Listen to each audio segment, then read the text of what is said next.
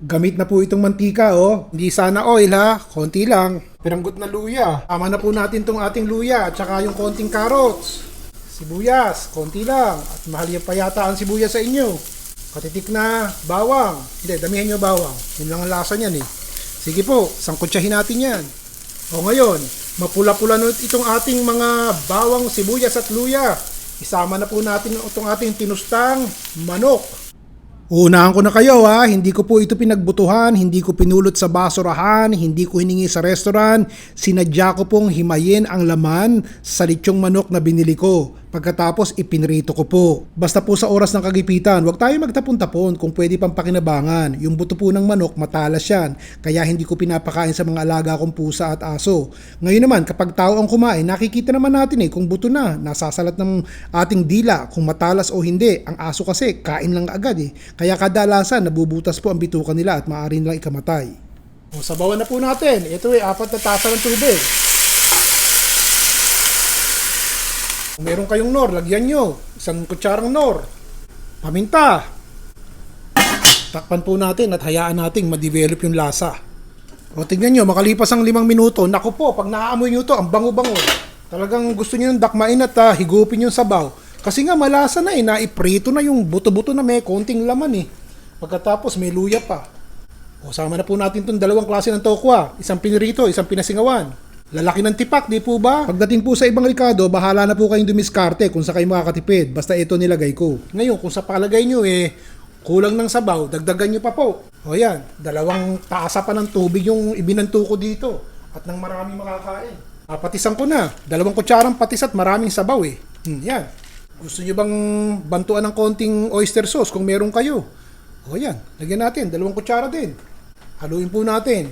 Huwag nyo lang dut-dutin masyado at yung pinasingawang tokwa po magkakalerot-lerot. Hayaan nyo muna siyang kumulo ng bahagya. Takpan po natin sandali. O, mga 1 minuto, hindi pa masyadong kumukulo. Pakikialaman ko muna At baka malimutan ko itong tangkay ng pechay. Matigas din po itong pechay Tandaan nyo mga kaibigan, ang pinapakita ko po sa inyo mga paraan ng pagluluto at makakatipid. Aaminin ko po sa inyo, hindi naman ako nahihirapan dito sa Amerika pero nararamdaman ko po ang hirap ng pagbabudget nyo katulad ng mga kaibigan natin na palagi naglalagay ng comment at gustong makakita ng ulam na po pwede nilang lutuin sa kanilang pamilya na hindi naman talaga may kamahalan. Ito na example nun. Takpan po ulit natin. Kung namamahalan kayo sa pechay at saka sa tokwa, sibuyas na mura na lang. Malasa Sige po. Hindi ko rin kakalimutan yung mga kaibigan natin na may panggasto sa pang-araw-araw. Kaya maglalagay po ako ng 2 klase ng kikiam. Ngayon, kung ayaw nyo ng buto-buto, mga kaibigan kong nakakariwasa sa buhay, manok na po tunay ang ilagay nyo. Huwag na yung buto-buto. Tignan natin, 2 minuto. Alagay ko na po itong ating kikiam. Diskarte nyo na yan kung ano po ang ilalagay nyo, Ricardo. Tapos, lakihan nyo yung hiwa ng sibuyas na mura.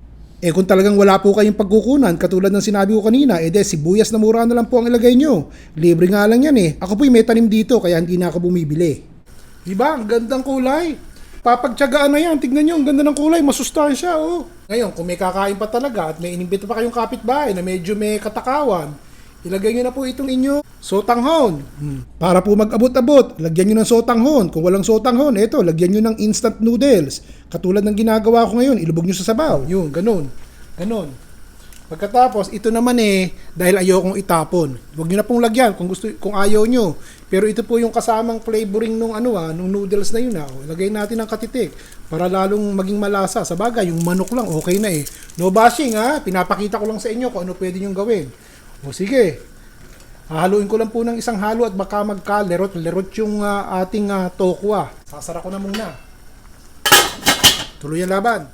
Kung sa pakiwari nyo ba luto na yung ating sotanghon at saka yung ating instant noodles na inilagay. Isang haluan lang Ganyan, nakikita nyo na po yung noodles.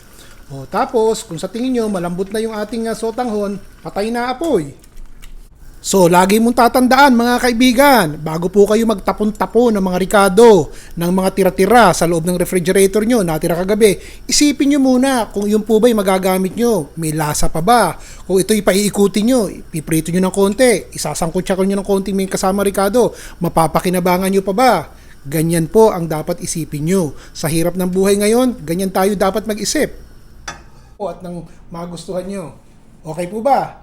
Maraming salamat. Si Ron Bilaro po.